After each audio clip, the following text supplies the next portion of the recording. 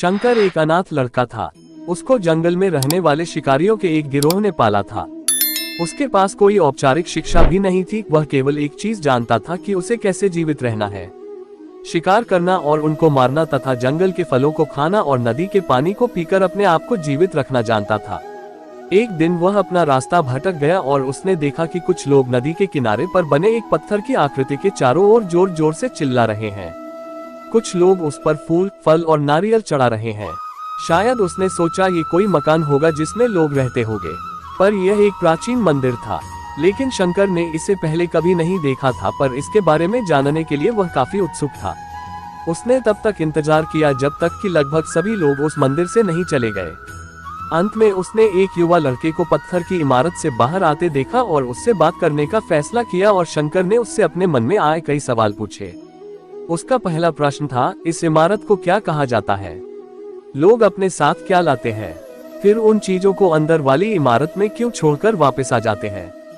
चीजों को अपने साथ लाना और उन्हें अंदर छोड़कर वापस चले जाने पर वह लड़का शंकर की अज्ञानता व मासूमियत पर बहुत ही हैरान था और उसके सवालों से चकित भी था। पर यह वह नहीं जानता था कि वह पास के जंगल में रहता है और शिकार करके ही अपना जीवन यापन करता है।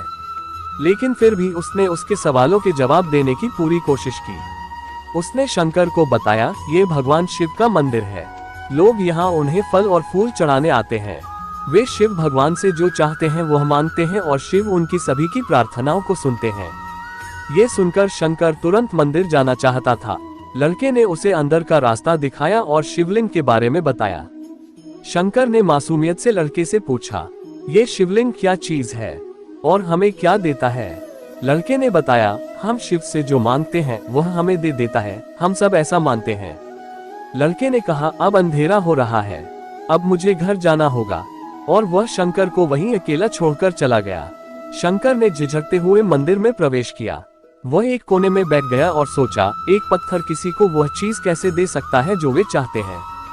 इसलिए उसने इसका परीक्षण करने का फैसला किया और उसने पत्थर की प्रतिमा से कहा, हे शिव, कृपया मुझे पर्याप्त शिकार करने दे ताकि मैं भूखा न रहूं। मेरे पास आपको चढ़ाने के लिए कोई फल या फूल नहीं है, लेकिन यदि आप मुझे शिकार देते हैं तो मैं उसे आपके साथ साझा करूंगा। मैं वादा करता हूं कि मैं आपको धोखा नहीं दूंगा। उसने घोषणा की। अगली सुबह शंकर शिकार करने गया। उसने पूरे दिन शिकार की तलाश की, लेकिन उसे कोई शिकार नहीं मिला।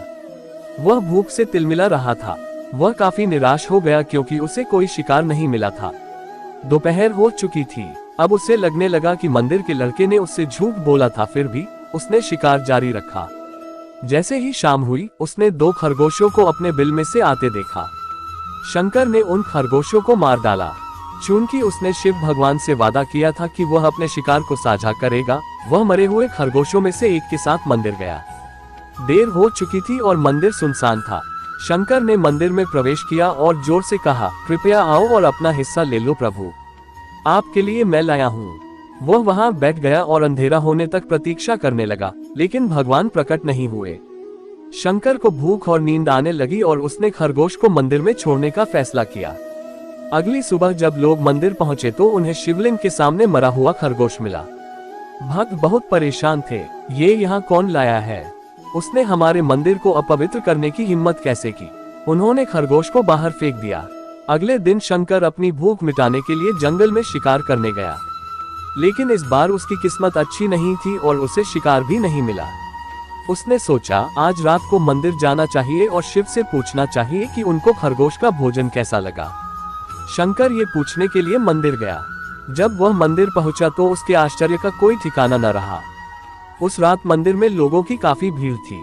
शिवरात्रि की रात थी, लेकिन अबोध शिकारी लड़के को इस बारे में कुछ भी नहीं पता था। शंकर ने चारों ओर देखा और उस युवा लड़के को देखा जिसने उसको मंदिर के अंदर शिव से प्रार्थना करने के लिए कहा था। चूंकि उसे इतने सारे लोगों के आसपास रहने की आदत नहीं थी, उसने वहीं रुकने का फैसला किया और पास के एक बेल के पेड़ पर चढ़ गया।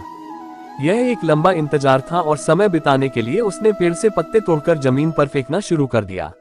उसे अज्ञात पेड़ के नीचे एक छोटा सा शिवलिंग था जिसकी पूजा लंबे समय से नहीं की गई थी। शंकर के द्वारा फेंके गए बेल के पत्ते उस शिवलिंग पर गिरे।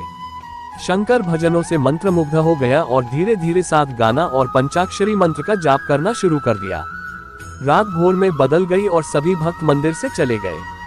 शंकर पेड़ से उतरा और मंदिर में प्रवेश किया। उसने देखा कि शिवलिंग की आंखों पर लाल निशान थे। वे कुमकुम से थे जो लोगों ने चढ़ाए थे, लेकिन शंकर को यकीन था कि शिव को उनकी आंखों में परेशानी हो रही है। उसने शिव की खेदजनक स्थिति के रूप में जो कुछ भी महसूस किया, उसके लिए उसे बहुत दुख हुआ। वह उनकी मदद करना चाहता था। उसने सोचा, शिव यहाँ अकेले रहते हैं और बीमार होने पर उनकी देखभाल करने वाला कोई नहीं है। जब तक भक्त उनसे मिलने नहीं आते, उन्हें भोजन भी नहीं मिलता। शंकर ने एक रात पहले भक्तों को शिवलिंग पर जल चढ़ाते देखा था।